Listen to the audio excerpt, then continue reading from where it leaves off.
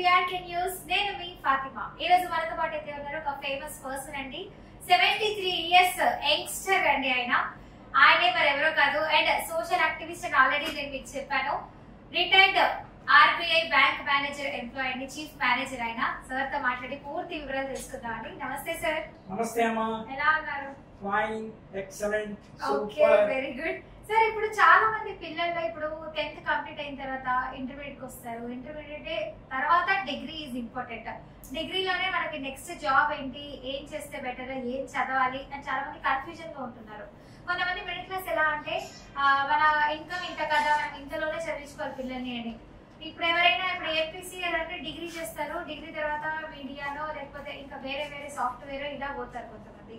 ఇంకొంతమంది ఎలా అంటే యూఎస్ వెళ్ళాలి, కొంచెం పెద్ద పెద్ద ప్లాన్స్ ఉంటాయి వాళ్ళకి. కొంతమంది డాక్టర్ చేయాలి. ఇప్పుడు బాగా డబ్బులు ఉంది, రిచ్ పర్సన్ పర్లేదు అంటే 1 crore వరకు ఎఫర్ట్ చేసుకుంటారు. ఇప్పుడు మేము ఎఫర్ట్ చేయలేమని కొంతమంది మిడిల్ క్లాస్ ఉంటారు.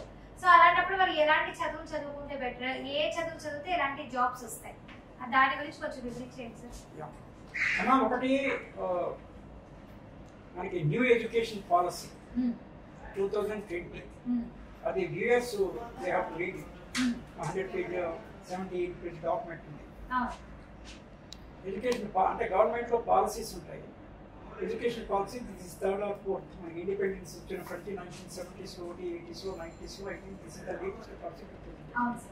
పాలసీ విషయం అక్కడ పెడితే బేసికల్ గా ఎక్కడైనా కూడా 10వ తరగతి వరకు it's a common syllabus mostly across the country.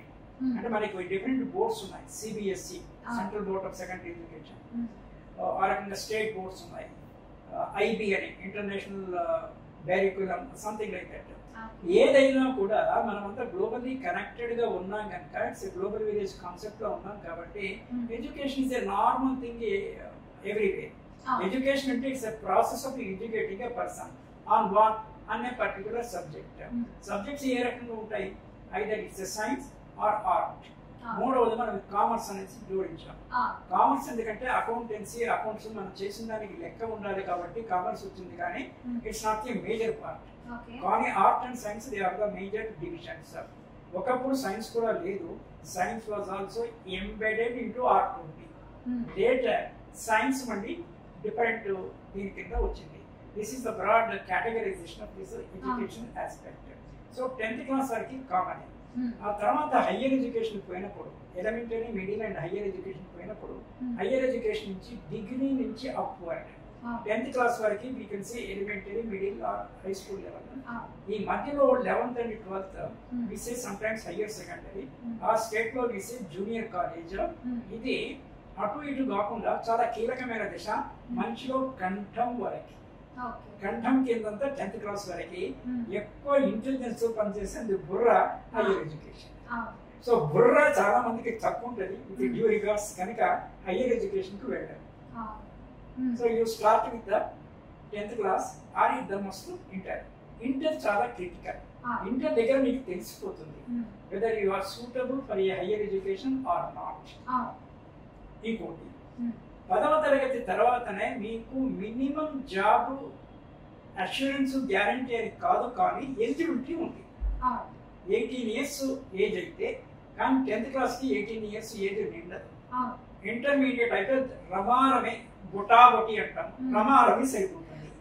కనుక మీరు 10th క్వాలిఫికేషన్ మీద ఇంటర్ చదువుతూ జాబ్స్ అప్లై చేసుకోవాలి. మరి దీనికి కాంపిటేటివ్ ఎగ్జామినేషన్ లో ఉండేది ఎక్కడ పోయినా కూడా ఒక 4-5 సబ్జెక్ట్సే ఉంటాయి, 4-5 అంశాలే ఉంటాయి. పెద్ద పోస్ట్ కైనా, సివిల్ సర్వీసెస్ కైనా అదే, క్లరికల్ ఎగ్జామ్ కూడా అదే. కానీ డోసేజ్ డిఫరెంట్ ఉంటుంది. Dosage in the sense intensity different ఉంటుంది.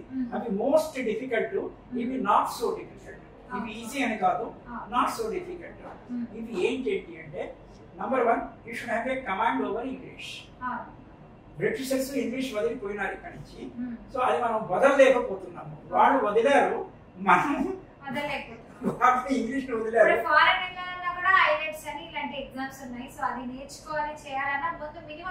మినిమం ఇంగ్లీష్ రావాలి. నేను మామూలుగా చెప్తుంటాను చాలా క్లాసుల్లో, నో ఇంగ్లీష్ నో లైఫ్. అంటే దానికి ఇంటెన్సిటీ వాడికి తెలియడానికి. చాలా మంది ఏదో అటు ఇటు ఇంగ్లీష్ మాట్లాడుతుంటారు, గ్రామటికల్ మిస్టేక్స్ చాలా ఉంటాయి. That will not help. మీరు ఒక 4 ఏళ్ళు ఒక standard English news paper like Indian Express or Hindu మీరు చదివితే 4 years your English automatically will catch. కుదిరితే ఇంగ్లీష్ మీడియంలో చదవండి. It's not necessary. కుదిరితే తెలుగు మీడియంలో చదివినా కూడా ఒక డిక్షనరీ పెట్టుకోవాలి, రోజుకి 5-10 కొత్త వర్డ్స్ నేర్చుకోవాలి, రోజు న్యూస్ పేపర్ చదవాలి. ఇంకోటి ఎలోక్యూషన్ మాట్లాడే స్కిల్ కూడా ఉండాలి, ప్రజెంటేషన్ స్కిల్. చాలా మందికి సభ ఫియర్, స్టేజ్ ఫియర్ అంట, సభా కంపం ఉంటుంది. సో అది పోవాలంటే మీరు ఇంట్లో అద్దం ముందర డైలీ 10 నిమిషాలు ప్రాక్టీస్ చేయాలి. మనం పెద్దగా ఏదో ఉద్యోగంలో చేరినప్పుడు ఒక 10 మందిని అడ్రస్ చేసే అవసరం మనకి ఎప్పుడో ఒకసారి కలుగుతుంది. You have to prepare for all the future things right now it's. Then నలుగురిలో అద్దం ముందర మాట్లాడడం ఓకే, కానీ అక్కడ వేరే మనిషి ఉండరు కదా. మీరు ఇంట్లో 4-5 ఉంటే, లేదా మీ ఇంట్లో ఒక చిన్న ఫంక్షన్ జరిగినప్పుడు 20 మందిని పిలిస్తే వాళ్ళ ముందర ఒక ప్రెజెంటేషన్ దాని మీద ఒక టాపిక్ తీసుకుని యూ టెల్. సో దీంతో మీకు స్టేజ్ ఫియర్ పోతుంది, మీకు స్పీచ్ కూడా మాడ్యులేట్ అవుతుంది. చాలా మంది ఒక సెంటెన్స్ లో లాస్ట్ పదాన్ని లుప్తం చేస్తారు. లుప్తం అంటే they do not spell out. లేదా ఒక వర్డ్ లో లాస్ట్ ఆల్ఫాబెట్ ని పోతుంది. అది అంటే వాడికి చిన్నప్పటి నుంచి అలవాట్లు అట్లా. సో అది మీరు గమనించుకోవాలి, మీ లోపం ఏందో మీరు గమనించుకొని దాని శ్రద్ధతోని you have to fill it. You have to fill the whatever the shortcomings, gaps ఏమున్నాయో అది ఫిల్అప్ చేసుకోవాలి. So 10th class competitive examination లో 1 we were talking English. Number 2 reasoning and logical thinking. దీని మీద questions ఉంటాయి. Logic reasoning both are set. కొంచెం ఇంకా high and అయితే మిస్ లాజిక్, మామూలుగా రీజనింగ్.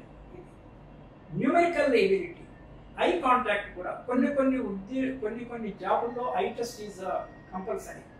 లైక్ పైలట్, ఏరోప్లేన్ లో పైలట్ చేసే కాస్ట్లీ కోర్స్ ఆల్సో. మనకి ఉత్తరప్రదేశ్ లో ఇందిరాగాంధీ రాష్ట్రీయ ఉడాన్ అని ఉంది. It's a costly course. నేను మా పిల్లలు చదివినప్పుడే ఫస్ట్ టైం టు దాంట్లో 2 రకాల లైసెన్స్ ఉంటాయి.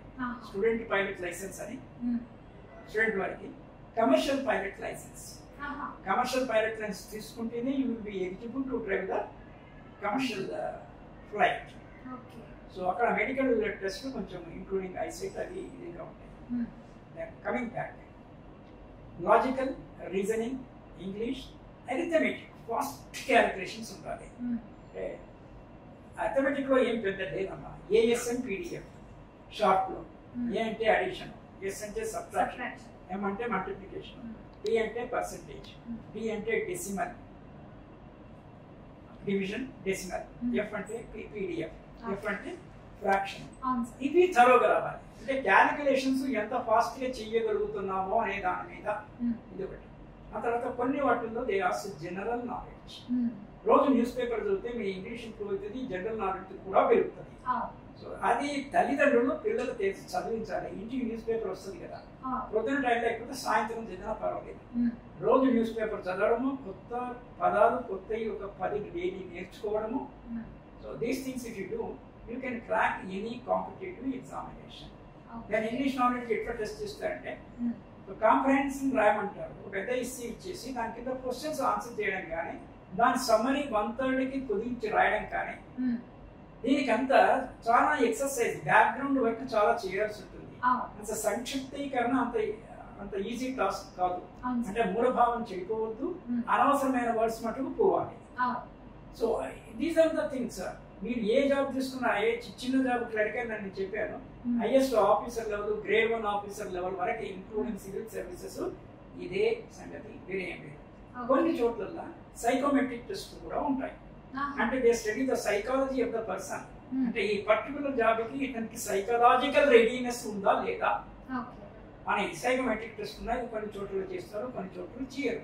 కొన్ని ఎగ్జామ్స్ లో మీరు మీడియాలో చూస్తే కనుక interview 2 things.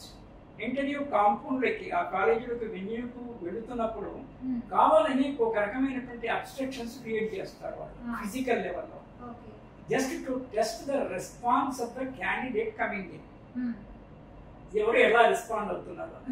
For example tap వదిలేసి ఉంది అక్కడ, వీడు వెళ్తున్నప్పుడు దాన్ని చూస్తున్నాడా లేదా, చూడకపోతే your observation skill is poor. అంతే కదా. You are not scanning your environment. చూసావు కానీ నువ్వు ఆఫ్ చేయకుండా వెళ్ళిపోయావు. Your irresponsible fellow. So what do you serve if I recruit you? ఈ పాయింట్ వస్తుంది. ఎన్విరాన్మెంట్ గమనించాలి, ఏం జరుగుతుందో చూసుకునేసి ఆ ట్యాప్ బంద్ చేసి లోపలికి వెళ్ళాలి. లోపలికి వెళ్ళేటప్పుడు వాడు బెన్ను కొట్టినప్పుడే ముందర పిఏ ఎవరు somebody will be there to scrutinize your documents. వాడు బెన్ను కొట్టినప్పుడే వీడికి లోపలికి పోలిస్తాడు. వీడికి లోపలికి పంపన్నారు కానీ సరాసరి లోపలికి పరిగెత్తుకోవాల్సిన పని లేదు. డోర్ దగ్గర ఉంటే వేయకం sir the manners, conduct and behaviour ఇవి కూడా చూస్తారు సబ్జెక్ట్ కాకుండా. Conduct and behaviour, etiquettes and manners. Etiquette for example telephone etiquette ఉంది. మొబైల్ వస్తుంది కదా, వారికి మొబైల్ రింగ్స్ వస్తాయి. ఎన్నో రింగ్ మీరు తీసుకుంటారు? కొంతమంది పక్కనే తీసుకుంటారు. నేను సెకండ్ రింగ్ కి ఎత్తుతాను. వండర్. మాక్సిమం ఎటిక్విట్స్ లో థర్డ్ రింగ్ లోపల తీసుకోవాలి. ఆ తర్వాత చేస్తే తర్వాత తీసుకుంటే టెలిఫోన్ ఎటిక్విట్ లేదు. ఆ తర్వాత కూడా చాలా మంది తీసుకోరు, అదే మొగే ఆగిపోతుంది.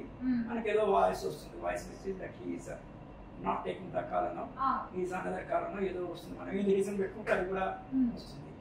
పాయింట్ ఏమంటే ఇక్కడ మనకి అవతలి వాడికి ఎంత అర్జెన్సీ ఉందో మనకు తెలియదు కదా, అది ఇంపార్టెంట్ కాల్ అయి ఉండొచ్చు. నెంబర్ 1 వాడికి బీపీ పెరుగుతుంది. మనకు కావాల్సిన వాడు అనుకో, దే వాంట్ టు ఏదో ఎగ్జామ్ పైన పోతున్నాము, they want to ensure that we have reached the destination. వాళ్ళకి యాంగ్జైటీ పెరుగుతుంది కదా, and you don't have a moral right to be a cause for their anxiety. So this is a telephone etiquette. So ఇలాంటివి బోల్డ్ etiquettes and manners ఉన్నాయి. The way you express yourself, the way you look yourself. The third one is GAP, GAP, short form lo. Gestures and posture. What is a gesture? The way you stand, the way you sit. What is this posture? What is gesture? Facial expression. Are you inviting the face or go away face? ఏ రకమైన facial expression పెడుతున్నాం అనేసి. So లోపలికి మే కమీన్ అని అడిగి వాళ్ళు Accent లోపలికి పోవాలి. వెళ్ళగానే అక్కడ కుర్చీ ఉంది కదా అని కూర్చోవద్దు. Unless they ask you to sit your body and please take your seat అనేసి. చాలా రిక్కించి వినాలి చెవులు. క్వశ్చన్ అండర్స్టాండ్ చేసుకోవాలి. అర్థం కాకపోతే పార్డన్ మీ అనాలి. They will repeat. కానీ ప్రతిసారి పార్డన్ మీ అంటే వీడికి లోపమో లేకపోతే సబ్జెక్ట్ రావట్లేదు అనుకుంటారు. That should not happen. So ఇవన్నీ కొన్ని కాంపిటేటివ్ ఎగ్జామినేషన్ లో interview may not be interview లేకపోయి ఉండొచ్చు. టెస్ట్ బేసిస్ మీద ఇచ్చేటివి రేర్ గా ఉన్నాయి, కానీ mostly it is test followed by interview. So ఈ 10th క్లాస్ నుంచి మొదలుపెట్టి ఇంటర్మీడియట్ అయిన తర్వాతనే బ్రాంచింగ్ ఒకటి జరుగుతుంది. అంటే ఇంటర్మీడియట్ లోనే బ్రాంచెస్ ఉంటాయి. అదే MPC, BPC, HEC, so many things అంటే దీన్ని బేస్ చేసుకొని గ్రాడ్యుయేషన్ లో you have a normal graduation, you have a technical graduation, and you have a scientific graduation like MBBS, medicine, horticulture, veterinary. This stream of knowledges. This stream of knowledges, all this information we are having everywhere. And మనకి ఏది fit అవుతుంది అంటే తల్లిదండ్రులు పిల్లల మీద రుద్దకుండా నువ్వు engineer కావాలి అది చేయించాలి, దానికి దోహదపడాలి. దానికి కావాల్సిన ఫీజు కట్టడమో అక్కడ హాస్టల్లో పెట్టడమో ఆ ఇన్ఫ్రాస్ట్రక్చర్ ప్రొవైడ్ చేయాలి. కానీ మన ఉద్దేశాన్ని వాళ్ళ మీద రుద్దొద్దు. రెండు విషయాలమ్మా. వీళ్ళకి ఎంత చదివే స్థాయి ఉంటే అంత చదివించాలి. పైసలకి వెనకాడద్దు. మీ దగ్గర డబ్బులు లేకపోయినా కూడా ఎడ్యుకేషన్ లోన్స్ ఆర్ అవైలబుల్. మన దరిద్రము ఎడ్యుకేషన్ షుడ్ బి ఫ్రీ. మన దేశంలో ఆ స్థితి లేదు. అది వేరే subject, we can discuss on it some time. కానీ education loans are available. So డబ్బులు ఏమైనా ఇది ఉండదు.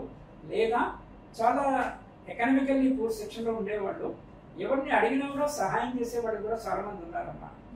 మనం కూడా ఏంటంటే మన సర్వెంట్ పిల్లలు ఇంటెలిజెంట్ అనుకోండి, we should help them. Scholarship ఇప్పించో లేకపోతే మనమైనా ఇవ్వగలిగితే, పర్టికులర్లీ సీనియర్ సిటిజన్ 60 ఏళ్ళు దాటిన తర్వాత పిల్లలు వాళ్ళు సెట్ అయ్యారు కదా, సో వేరే వాళ్ళు కూడా ఎంతో కొంత దానం చేయొచ్చు. డబ్బు రూపంలో ఏదో ఒకటి డిజర్వింగ్ కేసెస్ లో, ఎవరికి పడితే వాళ్ళకని కాదు, డిజర్వింగ్ కేసెస్ లో. సో డిగ్రీ అయిన తర్వాత you have got a post graduation, ఆ తర్వాత you have PhD, doctor of philosophy. దానిపైన ఇంకోటి ఉంది, this a post doctor fellowship, PDF అనేసి. సో 0 క్లాస్ నుంచి మొదలుపెట్టి ప్రీ ప్రైమరీ నుంచి అప్ టు పీడిఎఫ్ వరకు ఇది చాలా మంది what we say drop outs అవుతుంటారు. చిన్నప్పటి నుంచి మొదలుపెట్టి ఇక్కడ ఎక్కడో దగ్గర డ్రాప్ అవుట్ అయ్యే పరిస్థితి school drop out, college drop out, university drop out. Drop out అయిన తర్వాత కూడా you can continue your education in a informal way. ఉద్యోగం వచ్చిన తర్వాత కూడా కంటిన్యూ చేయొచ్చు, ఉద్యోగం రాకపోయినా కంటిన్యూ చేయొచ్చు. Strong determination, strong will and continuous hard work leads to success in life. What is success? Being happy all through is success. Not material success, కార్లు ఉన్నాయి అనేది సక్సెస్ కాదు. Your happiness is a direct vision to success. Okay, thank you sir. నిజంగా చాలా మంచి information చెప్పారు. Thank you sir.